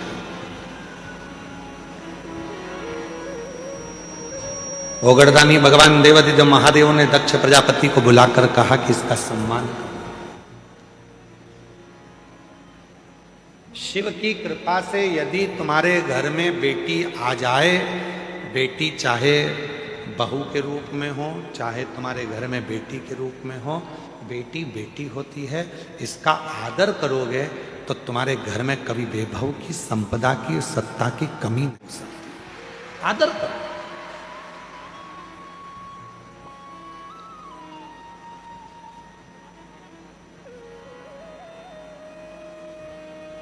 पर दक्ष प्रजापति आदर नहीं कर पाए, इसलिए उनका शीश भी कटा। दक्ष प्रजापति आदर नहीं कर पाए, इसलिए उनका घर भी संपूर्ण नष्ट हो गया। आदर करते तो सुख था।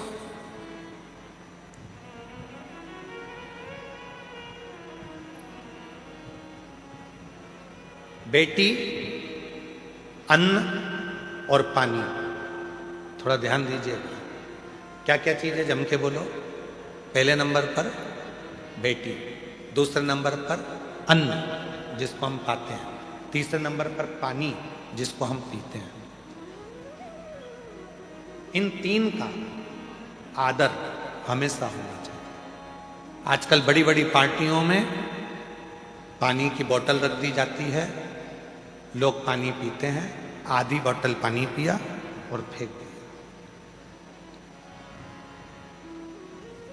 आधी बोतल पानी पिया और फेंका।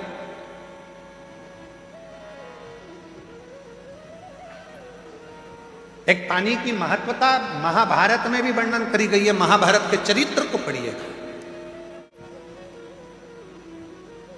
अभिमन्यु के प्राण छूट रहे हैं और अभिमन्यु पानी की बूंद के लिए तरस रहा है। सामने कर्ण का, राजा कर्ण का रथ खड़ा हुआ और अभिमन्यु कह रहे हैं कितना भी दुश्मन हो पर पानी तो पिला दो, प्यास लग रही है। चक्रव्यूह में घेर लिया गया था अभिमन्यु को, मर रहे थे अभिमन्यु के प्राण छूट रहे थे और वो पानी के लिए तरस रहे थे, जल के लिए तरस रहे और मांग भी रहे तो किससे? कहा दुनिया का सबसे बड़ा दानी, दुनिया का सबसे बड़ा दानदाता यदि कोई था तो वो राजा कर्ण थे। मांग भी रहे हैं तो किससे? राजा कर्ण से। जल दे दो, जल, पानी पीना है। अभिमन्यु कह रहा है प्राण छूट रहे हैं, मुझे पानी दे दो। पास में जल की छाजल रखी थी। छाजल जानते हो आप लोग? जम के तो बोलो, छाजल जानते हो? एक मोटा सा ऐसा कोई कपड़ा आता है और कपड़ा इधर से सिला रहता है, इधर से सिला रहता है, चारों तरफ से उसमें इधर से सिलकर एक मुंह बना रहता है, उसमें पानी भर दिया जाता है और मुंह को बांधकर गाड़ियों में उसको टांग देते हैं तो पानी ठंडा होता रहता है, उसको पीते हैं। रथ में,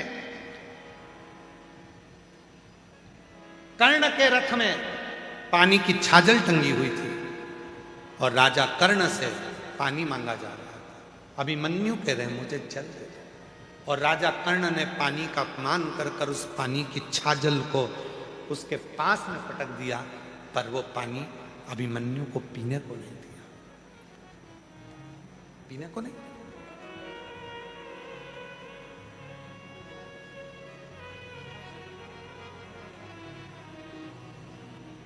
जल का अपमान किया।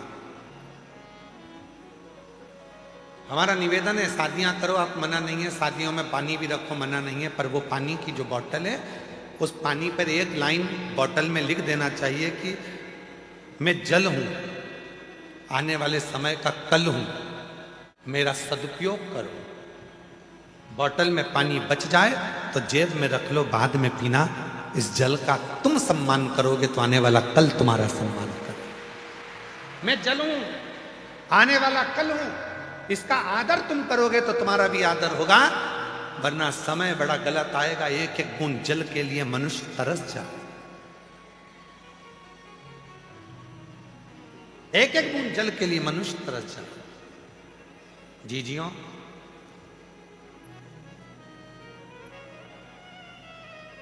हर वर्ष रुद्राक्ष महोत्सव आता है। ये गर्मी का थोड़ा समय आ जाता है जिसमें पानी की जरूरत पड़ती है और इतना पानी कुबेरेश्वर धाम पर नहीं होता। इतना पानी नहीं है कुबेरेश्वर धाम पर। वो तो कोई कोई ना जाने भोले बाबा किसको भेज देते हैं और पानी की व्यवस्था करवा देते हैं। रुद्राक्ष महोत्सव चालू होने से पहले, पिछले रुद्राक्ष उत्सव के पहले भी एक बहन आई थी और एक बोर कराकर चली गई थी, उससे पानी चलता रहा। पूरा रुद्राक्ष उत्सव बाबा ने झेल लिया। इस वर्ष भी इंदौर से, शायद वो कथा में आई हों तो मुझे मालूम नहीं, इंदौर से एक बहन और एक मेरे जीजा आए थे। 2 दिन तक यहाँ रुके और उन्होंने देखा कि पानी की बहुत ज़रूरत है, तो उन्होंने कहा कि हमको बोर लगवाना है। हमने कहा सब दूर दिखवाया, पानी तो कहीं है नहीं। तो वो कहने लगी हमने अभी कंकर शंकर की पूजन करी है, हमारा कंकर हम जहाँ रख देंगे और वहीं पर हम बोर करवा देंगे, बाबा की मर्जी होगी तो दे देगा, नहीं मर्जी होगी तो नहीं।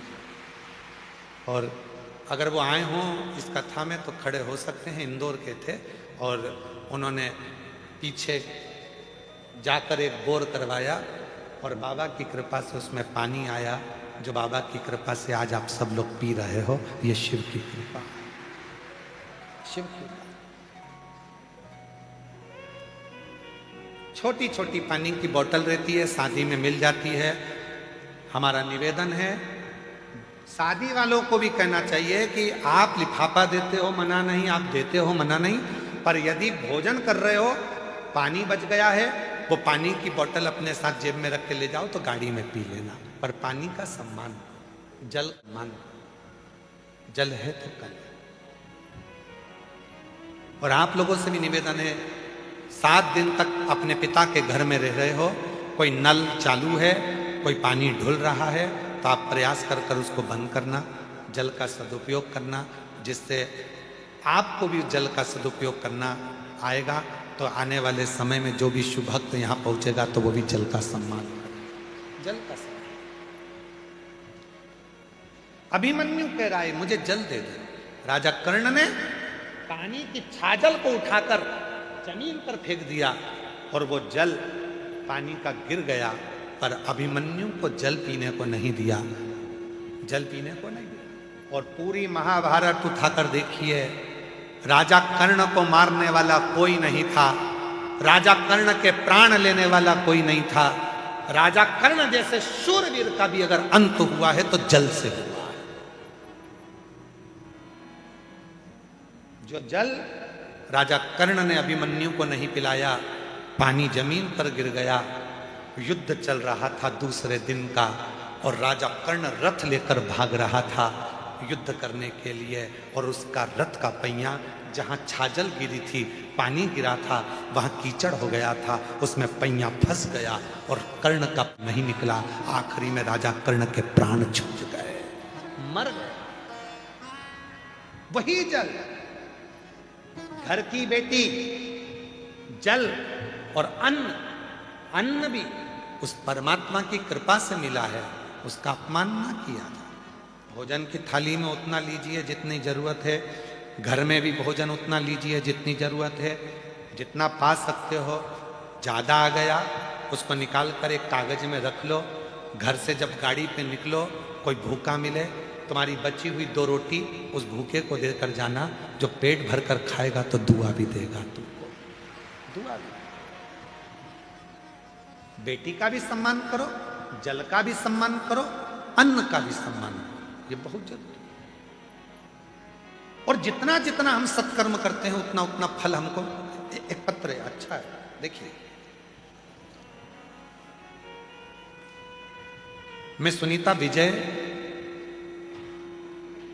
केशव शेट्टी, मैं जिला धाराशिव, गांव उमरगा से आई हूँ। मेरा मोबाइल नंबर ये है, कहीं बैठी हो तो हाथ हिला सकती हैं। अगर कहीं बैठी हो, आप ही हैं, आ जाइए, बेलपत्र लेकर जाइए। मैं सुनीता विजय केशव शेट्टी, धाराशिव, गांव उमरगा, मोबाइल नंबर ये है। मेरा बेटा साईराज, उम्र 15 साल। मेरा बेटा जब 4 साल का था तब से उसको सोराइसिस की बीमारी हो गई। सोराइसिस की बीमारी इतनी बढ़ गई कि पूरे शरीर को खुजालता और दाग पड़ जाते और शरीर ठीक नहीं रहता। 15 साल का बेटा हो गया, जब वो 4 साल का था तब से उसको बीमारी है। 11 साल से लगातार इस बीमारी का इलाज करवाते करवाते थक गए, पर वो बीमारी का हल नहीं निकला। तब किसी के कहने पर मेरे बेटा बेटी को लेकर मैं सीहोर आ गई और बाबा के धाम में पिछले वर्ष रुद्राक्ष महोत्सव में पहुंची। यहाँ का रुद्राक्ष महोत्सव पहुंचकर यहाँ की मिट्टी को बेटे के शरीर पर लगाई, बाबा से प्रार्थना करा, निवेदन कर कर यहाँ से चली गई। उस समय पर हमको रुद्राक्ष नहीं मिला, क्योंकि रुद्राक्ष महोत्सव में रुद्राक्ष वितरण बंद रहता है। हम वापिस आए, रुद्राक्ष लेकर गए 2 महीने बाद आकर, और उस रुद्राक्ष का जल हम अपने बेटे को देते। शरीर में जब वो नहाता तो बाल्टी में पानी में डाल देते। बाबा की कृपा से वो 50% अच्छा हुआ। 50% उसको आराम लग गया।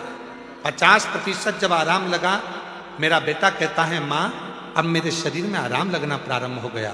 तब आपने सोमवार की अष्टमी का एक उपाय बताया था, जो मैंने अपने बेटे से करवाया, और करवाने के बाद बेटे को वो दुर्वा शिव जी के नंदी के पास बिठाकर खिला दी। जिस दिन से खिलाई आज तक मेरे बेटे को सोराइसिस की बीमारी नहीं रही। मेरा बेटा पूर्ण तरह से अच्छा हो गया। मैं बाबा को प्रणाम करती हूँ। पहला फोटो लगा रही हूं जिसमें मेरे बेटे के शरीर पर सोराइसिस की बीमारी है। एलईडी पर दिख रहा है। पहला फोटो है जिसमें मेरे बेटे के पूरे शरीर पर सोराइसिस की बीमारी है, और दूसरा फोटो लगा रही हूं जब मेरा बेटा पूरी तरह से स्वस्थ हो गया, उसका पूरा शरीर अच्छा हो गया। ये दूसरा फोटो मैं अपने बेटे का लगा। एक शिव तत्व, एक पत्र और है, अच्छा है, सुंदर, देखिए। संतोष कुमारी नाग, तहसील फतेहपुर, जिला बाराबंकी से आए। कहीं बैठी हो तो हाथ हिला सकती हैं। संतोष कुमारी नाग, तहसील फतेहपुर, जिला बाराबंकी से आए। कहीं बैठी हो तो हाथ हिला सकती हैं।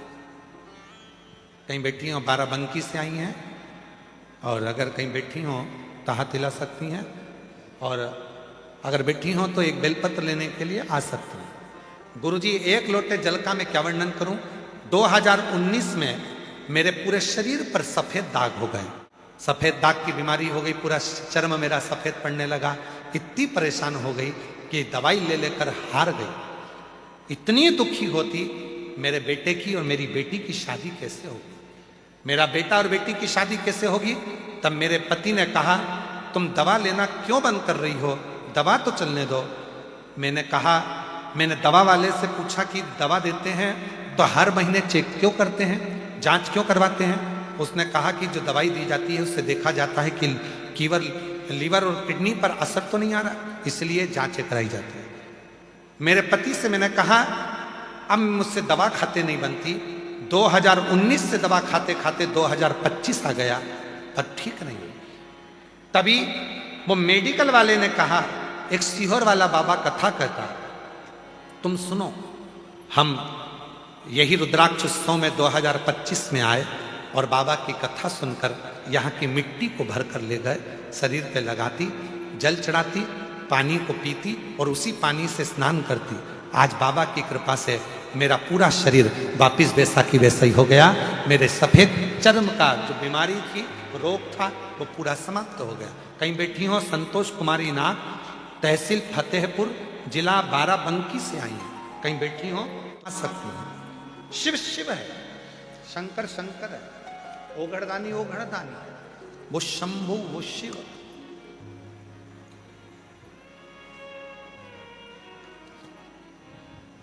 जो नित्य लीला करने वाला। और तेरी कृपा बिना न हिले एक भी अणु, लेते हैं श्वास तेरी कृपा से तनु तनु। बखान क्या करूं। बेटे को सोराइसिस था, पूरी तरह से अब सही हो गया। एक बार जोरदार ताली बजाकर साधुवाद।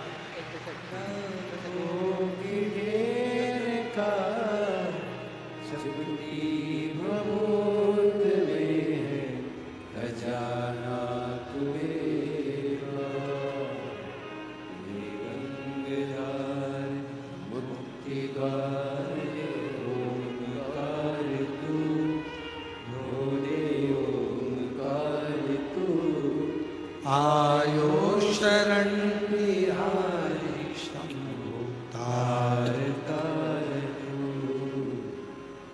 सती शिव जी को देख रहे हैं, शिव जी सती को देख रहे। 3 का आदर करिए, बेटी का आदर करिए, जल का करिए, और तीसरे नंबर पर आप सब बोलिए अन्न का आदर करो। जो भोजन ग्रहण कर रहे हो उस अन्न का सम्मान करो, अन्न का सम्मान।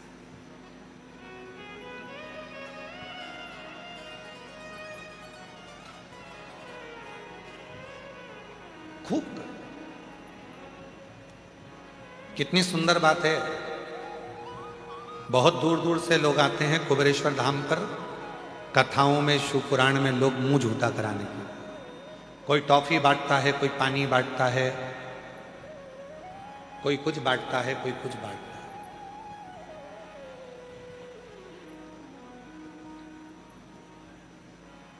आप लोग बांटते हो इसलिए समिति ने भी ऐसी व्यवस्था कर रखी है कि जो पानी की 1 लीटर की बोतल होती है वो तुम्हें 5 रुपए में मिल जाती है।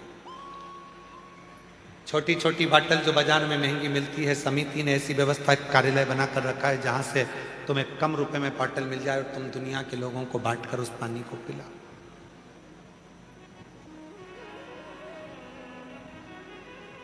जो अन्न बांटने वाले हैं, कोई बिस्कुट बांटता, कोई टॉफी बांटते, कोई घर से खुरमा बना कर लाते, मठरी बना कर लाते, वो बांटते हैं। उनसे पूछो कि उनको क्या फल मिलता है, उनसे पूछो।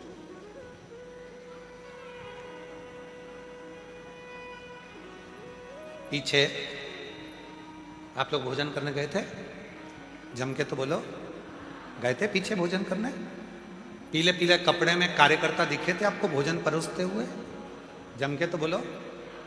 मुख पर पट्टी होगी, सिर पे कैप होगा, पीला कलर का उनका जैकेट होगा। श्री शिवाय नमस्तुभ्यम मालेगांव की वो टीम है देवीदास जी की।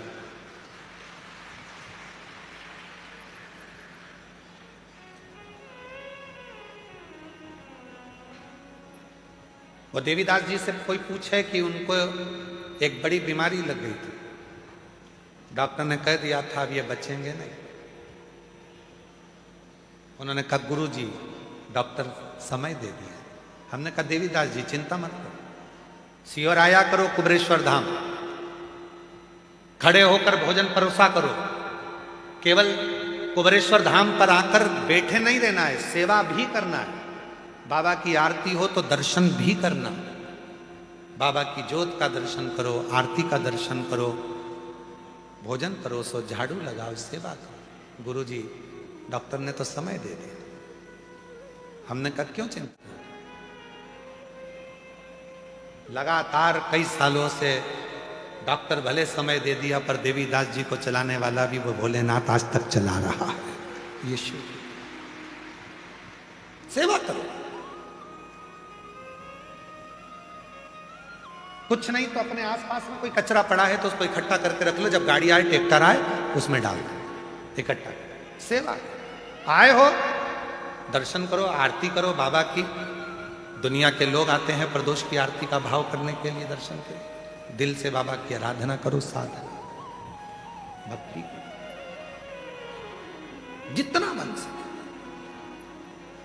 और हर घड़ी हर पल श्री शिवाय नमस्तुभ्यं, श्री शिवाय नमस्तुभ्यं, उसका स्मरण करते, उससे विनती करते।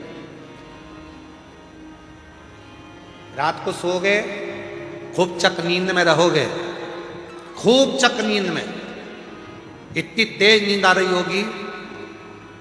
ये कुबेरेश्वर बाबा की भूमि का प्रभाव बता रहे हैं हम आपको। कमरे में भी सो रहे हो, रूम में सो रहे हो, कुबेरेश्वर धाम के आसपास के जितने होटल हैं चाहे तुम उनमें जाकर सो रहे हो।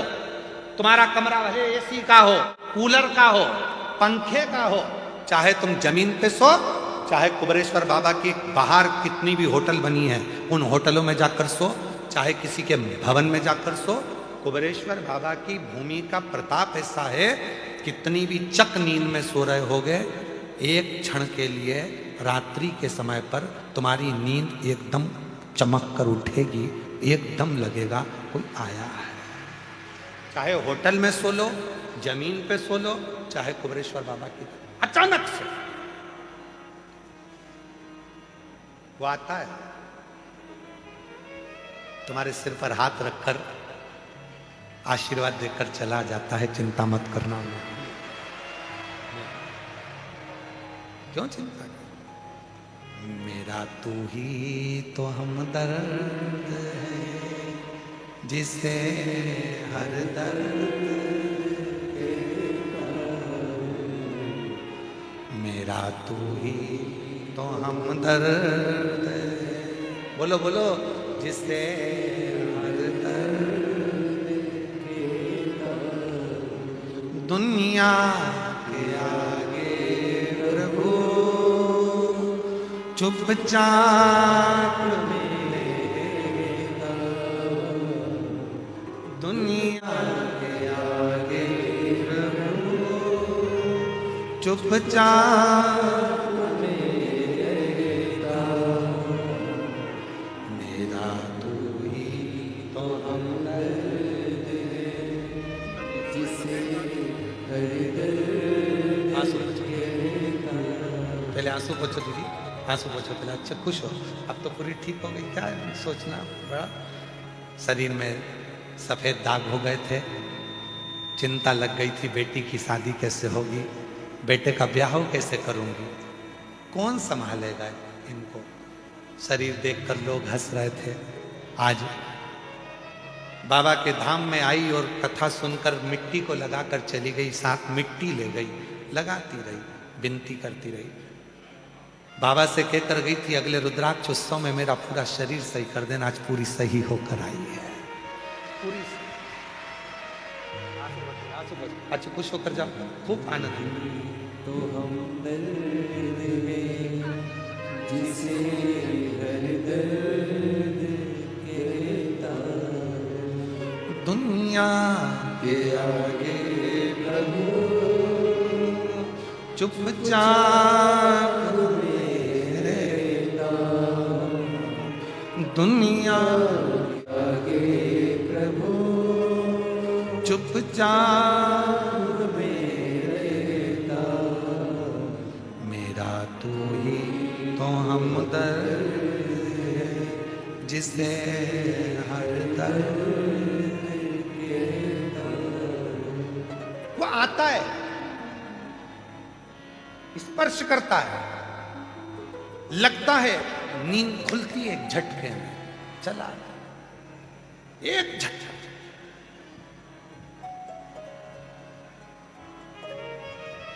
सो रहे हो, ऐसा लगेगा सिर के पास में से कोई निकल कर गया। एसी के रूम में सो रहे थे, होटल में सो रहे थे, अच्छे अच्छे कमरे में सो रहे थे, फिर कौन आ गया? आता। उसको चिंता है, मेरी बेटी आई है, मेरा दामाद आया है, मेरे नाती पंती आया, खाली नहीं जाने दूंगा। ये दिल से जब पुकारेंगे, मुझे याद करेंगे, इनकी झोली भरकर फिर भेजूंगा। बिना झोली भरे, बिना झोली भरे नहीं भेज सकता, झोली भरकर ही भेजूंगा। बस आपसे एक निवेदन है कि इस पवित्र धरा पर, कुबरेश्वर बाबा की भूमि पर जब तक पंडाल भरे, हम मानते हैं पंडालों में जगह नहीं है, आप जहां जगह मिल जाए, आपके पास में ओढ़ने की चादर रहती है, रात को वो चादर ओढ़ लिया करो, दिन में उसी चादर का टेंट बना लिया करो। हम कितना भी टेंट लगा लें तो भी वो टेंट, तुम इतनी मात्रा में आते हो कि वो टेंट भर ही जाता। ये आपकी श्रद्धा और विश्वास है। हम जानते हैं कि इतना टेंट लगाने के बाद ये जो डूम बनाया है, जो 3 बड़े बड़े पंडाल बनाते थे, ऐसे 3 पंडाल का एक पंडाल बनाकर तैयार किया। उसके बाद भी ऐसा लग रहा था कि भक्त ज्यादा रहेंगे तो 3 पंडाल सामने अलग बना। फिर कहा कि भक्त ज्यादा रहेंगे, गाड़ियां चलने की जगह रखी थी तो उसमें भी हमने टेंट खिंचवा दिया, इधर भी और इधर भी। अब ये टेंट से काम नहीं चलेगा।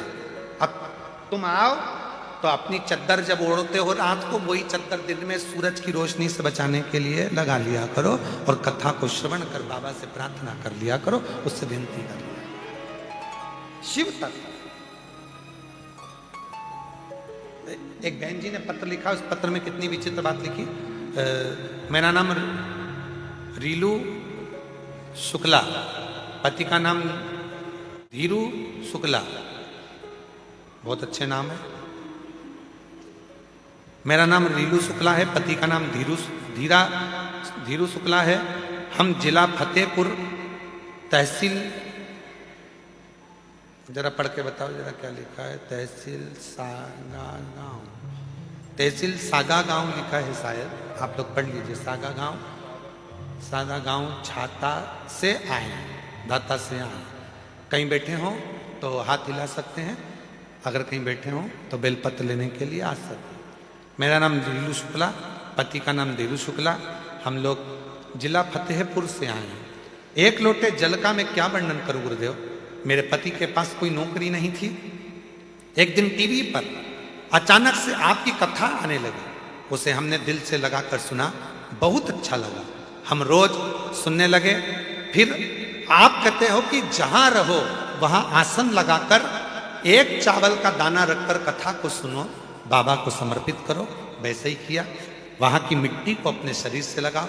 हमने अपने घर की ही मिट्टी को अपने शरीर से लगाया। रोज हम पति पत्नी ने मंदिर जाना प्रारंभ कर दिया। और 2022 में बाबा की कथा में रुद्राक्ष महोत्सव में पहुंचे, बाबा से विनय करी। बाबा ने ऐसी कृपा कर दी, पति की नौकरी भी लग गई, गाड़ी भी आ गई, और बाबा की कृपा से सारा ठाट बाबा ने दे दिया। कोई कमी बाबा ने, किसी कमी को बाबा ने नहीं छोड़ा। एक माँ ने पत्र में लिखा, सो बालीबाई सुदामा चौहान, जय सेवालाल गौर बाजारस से हूं। मैं महाराष्ट्र की रहने वाली हूं। मेरा गांव का नाम पीपल गांव कमानी है। मेरे बेटे का नाम सुखदेव सुदामा चौहान। मेरे बेटे की नौकरी नहीं लग रही थी, हार चुका था। तब बेटे से कहा, अब की बार तू जो कंपटीशन एग्जाम दे तो मेहनत को 4 गुना कर ले। सियोर वाला बाबा कहता है, अच्छी परिश्रम करो, मेहनत करो, बेलपत्री में शहद लगाकर शिव को समर्पित करो। मेरे बेटे ने भी वही करा, और बाबा की कृपा से 2025 के रुद्राक्ष महोत्सव में मेरा बेटा भी मुझे लेकर आया था। आज मैं अपने बाबा को नमन करने के लिए आई हूं कि मैंने बाबा से विनती करी थी, और बाबा की कृपा से आज मेरा बेटा महाराष्ट्र पुलिस में लग गया है। मैं बाबा को यहाँ प्रणाम करने के लिए आई। मेरे बेटे का महाराष्ट्र पुलिस में सिलेक्शन हो गया। शिव से वो आएगा, स्पर्श करेगा, आशीर्वाद देगा, तुम्हें खाली नहीं भेजेगा। बस विश्वास तुम्हारे भीतर प्रकट रखो। देवराज नाम का ब्राह्मण शिव को नहीं मानता था, पर मां शिव को मानती थी। एक लोटा जल चढ़ाती थी, उसका फल उसको मिला। भले चोर था बेटा, पर अंत समय में शिव की शरणागति उसको मिली। शिव की शरणागति, भले चोर था, पर अंतिम बिंदु तो शिव के चरणों में जाकर निकला। एक बिंदु नाम का ब्राह्मण, जिसकी पत्नी का नाम चंचुला देवी। बिंदुक भी चोर, कभी सत्कर्म नहीं करा है, कभी नहीं, अच्छे कर्म से दूर रहा।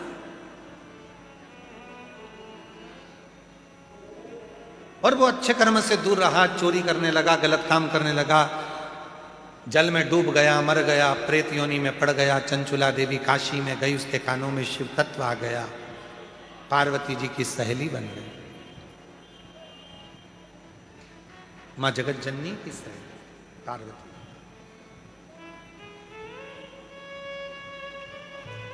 चुप रहती थी, मौन। जब कोई व्यक्ति बहुत मौन हो जाता है ना, तो उससे पूछा जाता है कि बात क्या है। जो दिन भर बड़बड़ करता है, उसकी कोई नहीं सुनता है। पर कोई चुप हो जाए ना, बोलने वाला व्यक्ति एकदम चुप हो जाए, तो लोग उसको देखते हैं, आखिर ये बोलता क्यों नहीं है, इसको हो क्या गया। कभी कभी तो पत्नी भी पति से कह देती, हुआ क्या है तुमको, बोल क्यों नहीं रहे हो। अब पति बेचारा बोले भी तो गति नहीं, ना बोले तो गति नहीं, तो चुप ही रहना अच्छा। मैं बोलूंगा और तू फिर लड़ने बैठ जाएगी, तो मैं बोलू ही नहीं तो अच्छा, रहने दे तू, तो दे मैं क्या। क्या बोल रहे?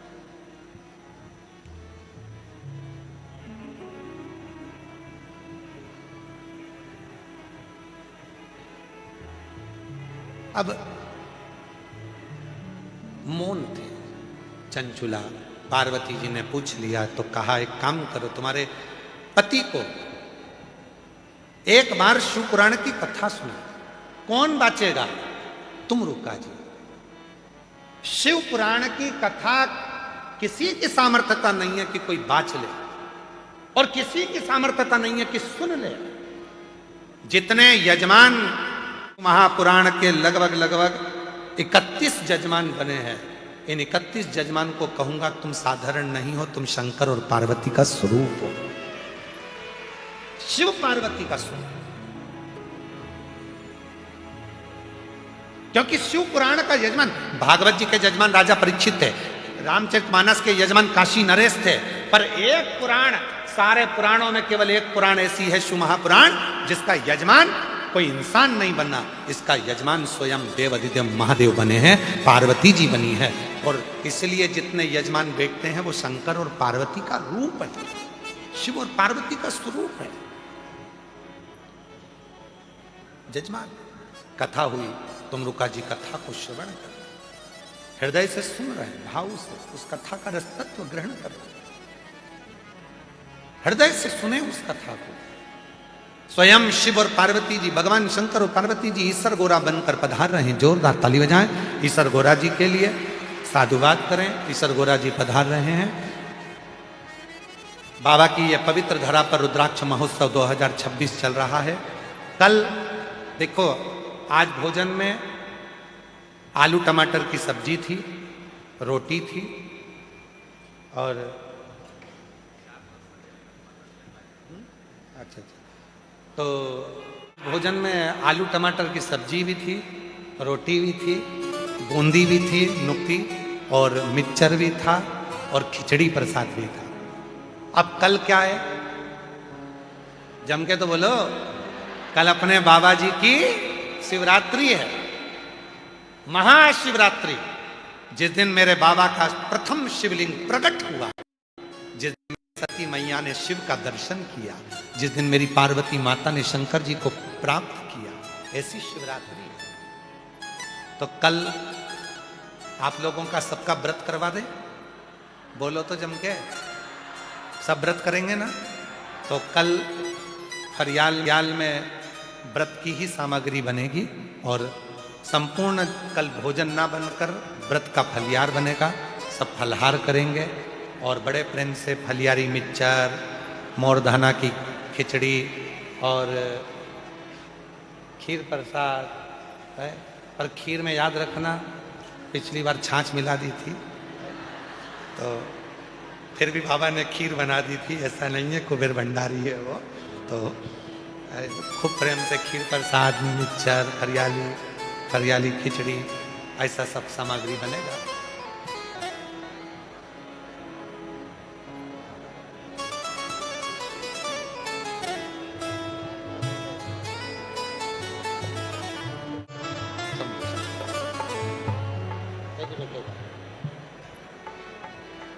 बहुत बढ़िया।